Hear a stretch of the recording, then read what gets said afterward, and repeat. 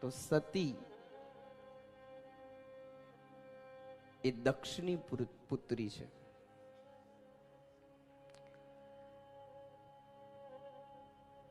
અને પિતાની ના જે ગુણો છે સતીમાં આવ્યા છે, જેના ચલતા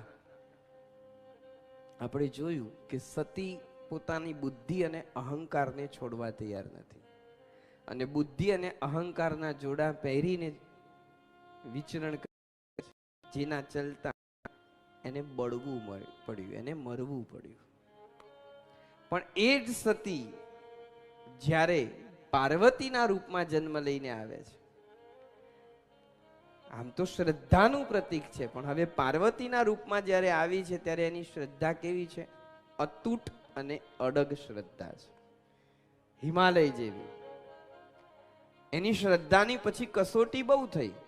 સપ્ત ઋષિએ આવીને કસોટી કરી, સ્વયં શિવજી આવીને 3 વખત કસોટી કરી, ખૂબ પારખા લીધા છે, પણ હવે એની શ્રદ્ધા કેવી બની છે? અતૂટ અડગ બની છે. હિમાલય જેવી શ્રદ્ધાને લઈને પાર્વતીનો જન્મ થયો છે.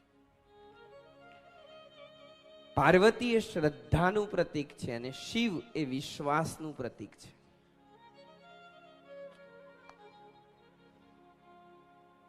શ્રદ્ધા અને વિશ્વાસના વિવાહ થયા છે. અને શ્રદ્ધા અને વિશ્વાસના વિવાહ થાય તો કોનો જન્મ થાય છે? હવે તો હવે કહી રહ્યા છે કાર્તિકેયના જન્મની કથા. કાર્તિકેય એટલે પુરુષાર્થ. શ્રદ્ધા અને વિશ્વાસ થકી જીવનની અંદર માણસે શું કરવાનો છે? પુરુષાર્થ પ્રાપ્ત કરવાનો છે. અને પછી ગણેશના જન્મની કથા છે. શ્રદ્ધા, વિશ્વાસ, પુરુષાર્થ થકી જીવનમાં શાની પ્રાપ્તિ થાય? જ્ઞાનની પ્રાપ્તિ થાય છે. શ્રદ્ધા હંમેશા બીજા ઉપર, બીજાના ગુણોને જોઈને થાય, બીજા ઉપર ડિપેન્ડેન્ટ છે. વિશ્વાસ ખુદ ઉપર છે. આટલો ફરક છે. બીજાને જોઈ, બીજાના જીવનને જોઈ, બીજાના આચરણને જોઈ, બીજાને જોઈને માણસને શ્રદ્ધા જાગે. એટલે શ્રદ્ધા બીજા ઉપર ડિપેન્ડેન્ટ છે. આપણને કોઈ વ્યક્તિ ઉપર શ્રદ્ધા થઈ, ક્યારે થઈ? એની અંદર કંઈક એવું છે કે એને જોયા પછી આપણા હૃદયને ટચ કર્યું છે, માટે આપણને વ્યક્તિ પ્રત્યે શ્રદ્ધા જાગે છે. અને શ્રદ્ધા તૂટી પણ શકે, શ્રદ્ધા તૂટી પણ શકે, પણ વિશ્વાસ તો ખુદ ઉપર હોય છે. આપણે કહીએ છીએ ને કે અંધવિશ્વાસ, આ શબ્દ જ ખોટો છે. અંધવિશ્વાસ હોય જ નહીં, કારણ કે વિશ્વાસ એ શિવનું સ્વરૂપ છે, અને શિવને તો 3 નેત્ર છે, 2 નહીં 3 નેત્ર છે. એટલે અંધવિશ્વાસ શબ્દ જ ખોટો છે.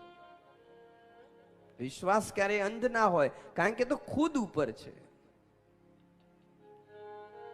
શ્રદ્ધા બીજાના ગુણોને જોઈને થાય. એટલે માન્યું કે શ્રદ્ધા તૂટી પણ શકે. આજે કોઈ વ્યક્તિના જીવનને જોઈ, એના ચરિત્રને જોઈને આપણને એના પ્રત્યે પૂજ્ય ભાવ થાય. ક્યાલે એવું બને કે ક્યાંક એનું અધઃપતન થાય તો એને જોઈને આપણી શ્રદ્ધા તૂટી પણ જાય. આજે આપણે એના પગમાં માથું નમાવતા હોય, કાલે ગાળ પણ બોલીએ, બની શકે. વિશ્વાસ તો ખુદ પર હોય છે, ભીતરથી પ્રગટ થતું તત્વ છે.